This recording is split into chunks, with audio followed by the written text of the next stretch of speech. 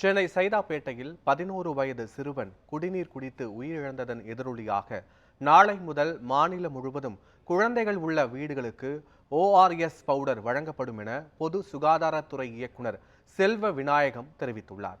அவருடன் நமது செய்தியாளர் லக்ஷ்மணன் நடத்திய கலந்துரையாடலை தற்போது பார்ப்போம். சார், இப்போ அந்த சைதாப்பேட்டையில் இந்த 11 வயசு சிறுவன் குடிநீர் குடிச்சிட்டு உயிரிழந்தான். இப்போ நம்ம பொது சுகாதாரத்துறை சார்பாக என்ன நடவடிக்கை எடுத்துகிட்டு வரோம்? இப்போ அதுக்காக நம்ம ஜென்ரலாகவே இந்த மான்சூன் சீசன் ஆரம்பிக்கும் போது இந்த அக்யூட் டயரியல் டிசீஸ்னு சொல்லுவோம். இந்த டயரியா வருவதற்கான வாய்ப்புகள் இருக்குது.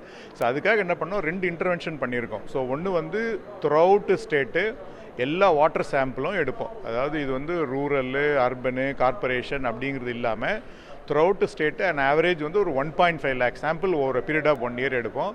இதனோட அந்த மாதிரிகளை எடுத்து அது பாக்டீரியாலஜிக்கலாக சேஃபாக இருக்கா, கெமிக்கலாக சேஃபாக இருக்கான்னு அசஸ் பண்ணுவோம். இது ஒரு பார்ட்டு சர்வீலன்ஸ். அது இல்லாமல் இப்போ இம்மீடியட்டாக ஸ்டாப் டயரியா கேம்பெயின் அப்படிங்கிறது த்ரூ அவுட் ஸ்டேட் ஆரம்பிக்க போகிறோம். நாளை அமைச்சர் அவர்கள் அதை தொடங்கி இருக்காரு.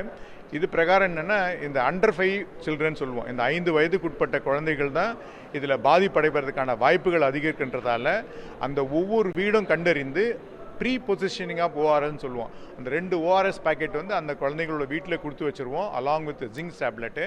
ஸோ இது அந்த தாய்மார்கள் எப்படி அதை கொடுக்கணுன்றதையும் சொல்லி கொடுத்துருவோம். அதனால் ஏதாவது ஒரு குழந்தைக்கு இந்த மாதிரி டைரியல் டிசீஸ் இருந்தால் உடனுக்குடனே அவங்க இந்த ORS பேக்கெட்டை கொடுத்துட்டு அதுக்கப்புறம் நம்ம ஹாஸ்பிட்டல் எடுத்துடலாம். இந்த கேம்பெயின் நாளைக்கு அமைச்சர் அவர்கள் துவங்கி இருக்கார்கள்.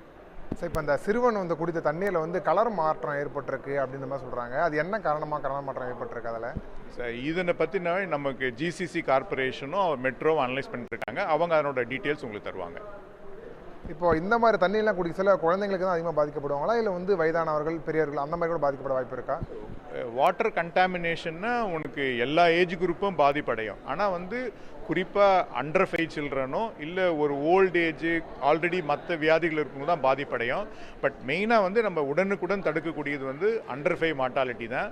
ஏன்னா அவங்களுக்கு ஓரளவுக்கு லிமிட்டட் டயரியா ஆனாலும் பாதிப்பு அதிகன்றதால தான் குழந்தைங்களை கான்சென்ட்ரேட் பண்ணோம். அவங்களுக்கு தான் இந்த prepositioning of ORS zinc tablet.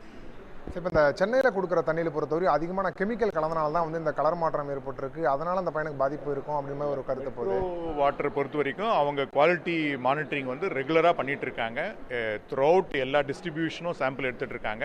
இது மெட்ரோ டீம் அவங்களுக்கு ஃபுல் டீட்டெயில் தருவாங்க. நியூஸ் 7 தமிழ் செய்திகளுக்காக ஒளிப்பதிவாளர் தருணுடன் செய்தியாளர் லக்ஷ்மணன், சென்னை.